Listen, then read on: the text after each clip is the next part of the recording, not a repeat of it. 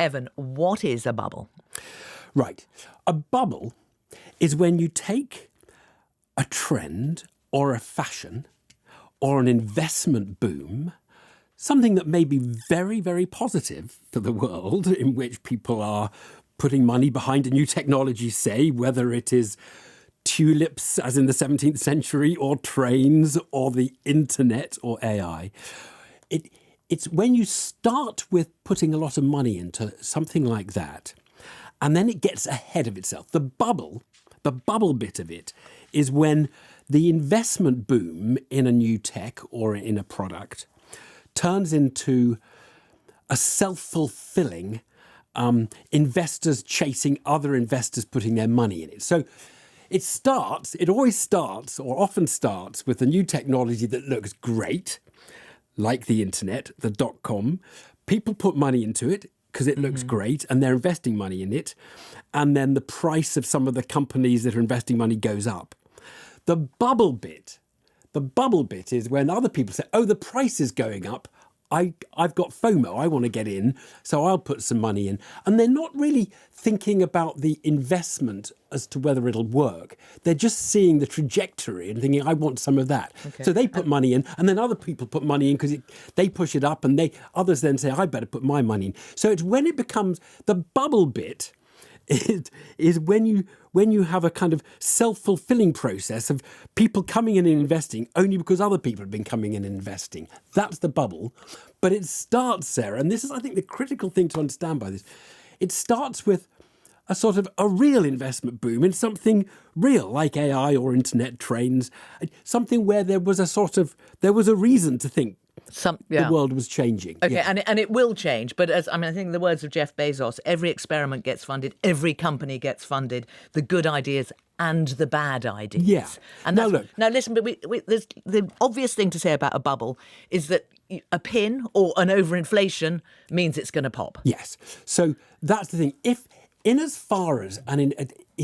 is I'm coming in because you've gone in, and then someone comes in behind me because I've gone in, and we're all just driving prices up in the hope that there's another sucker who'll come in behind us to keep the prices high. That gets it very frothy and high. That's the bubble bit. And then it only takes a few people to say, I'm getting out, and you get the reverse process, and it all deflates. So that's the bad bit. But I keep coming back. I don't want to sound like I'm defending bubbles here, but I do think when you look at capitalism, you have to ask yourself, is a bubble, or is the investment boom that starts it, is that a feature of capitalism, or is that a problem? And I sort of think when you've got a new technology like AI or internet, .com boom in the 90s. You want people to pile money. You want people to take some risks and say, I don't know where this is going. Yeah. None of us know where it's going. But let's throw money at this problem and we'll find out which bits stick. Okay, so there is, and you've made it clear that there's an element of this that people are just excited by AI. Yeah. There's money going in that shouldn't be going in. It starts with a real investment boom and turns into a frothy kind of... But what's different? There's always stock market corrections. Yeah. Or a sell-off at a certain point. But this is different, isn't it? What, this AI one is different? Well, no, but when you talk about a bubble, you're presumably talking about a sector rather than a market-wide sell-off. Well, it would often be a sector. I mean, look, but be clear that things like electricity, trains, internet and AI they affect everything, so that you can get quite generalised high prices. Now, as it happens at the moment, most of the gains in the stock market are centred around the big companies, the Magnificent Seven, they're often called, the ones who are very into it all. However, all stock markets look, or the general stock market, particularly in the US, they do look quite frothy. But you'll never really know whether that was justified or unjustified until you see the process that drove it up unwind. And I just think we have to be careful about calling bubbles too soon. Back in the most famous bubble story we all have, really, is in end of 1996, Alan Greenspan, president of the Fed, chairman of the Fed in the US, he used this phrase in a speech, very carefully chosen, that the possibility of irrational exuberance in markets. He was kind of warning, .com's going insane, it's a bubble. It carried on going up. The NASDAQ carried on going up for another 3 years. Then the bubble popped. And where did the NASDAQ fall to? About where it was when Greenspan used the phrase irrational exuberance. So But that was over 75% fall. So when it was a huge fall, yeah. But it was he kind of called it too early though, didn't he? Because it I mean, some stocks fell 90%, but the market in general fell massively.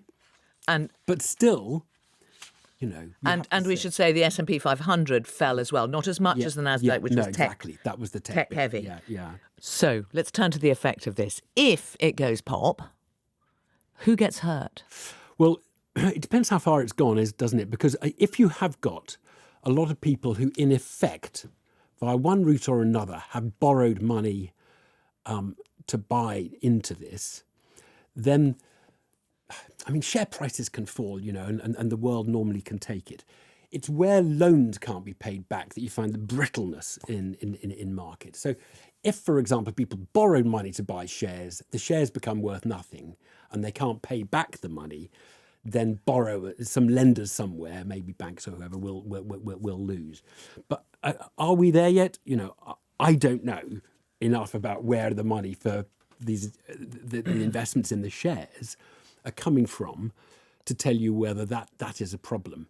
But you would expect if the bubble inflates, the bits that have inflated the most will deflate the most. But that money is going to go somewhere, is it? I mean, could it then go to another sector which benefits from it, or are we just seeing prices marked down? You see prices marked down. So you can have prices marked down without anyone even buying the shares or selling the shares. It's just like we all realise they're not worth as much as they were before.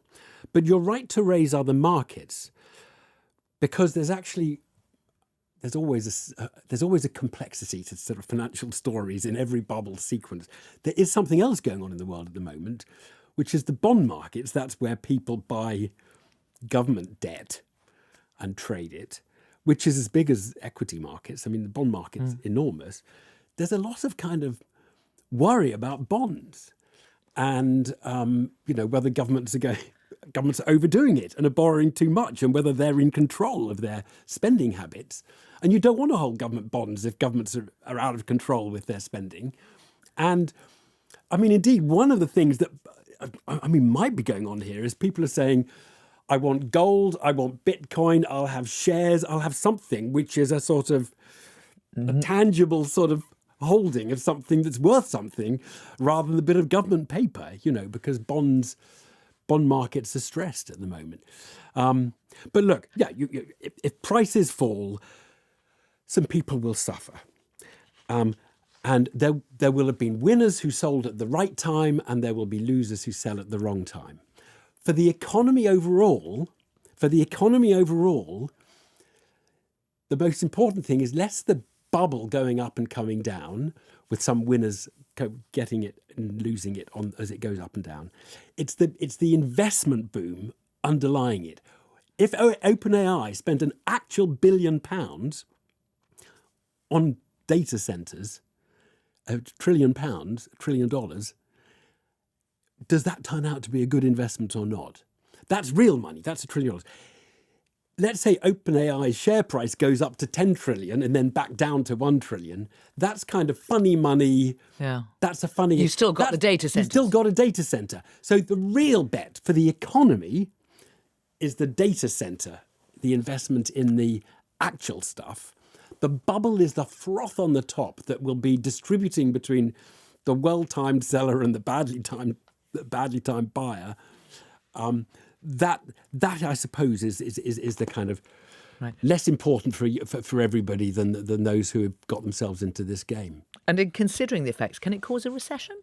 Yeah, of course it can, because when the prices come down, it can make people feel very poor, and they think I won't go on that extra holiday this year because I'm poor. And when share prices go up, everyone can feel rich. So yes, it can have real economic effects. If it brings down a bank or two, obviously we're in a horrible pickle.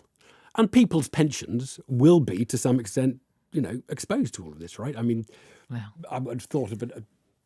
Most people's pensions will be invested in this technology. Now, if you were saying, do you want to be invested in AI, even if it could be a bubble? Well, You wouldn't want your whole life invested in AI if it might be a bubble.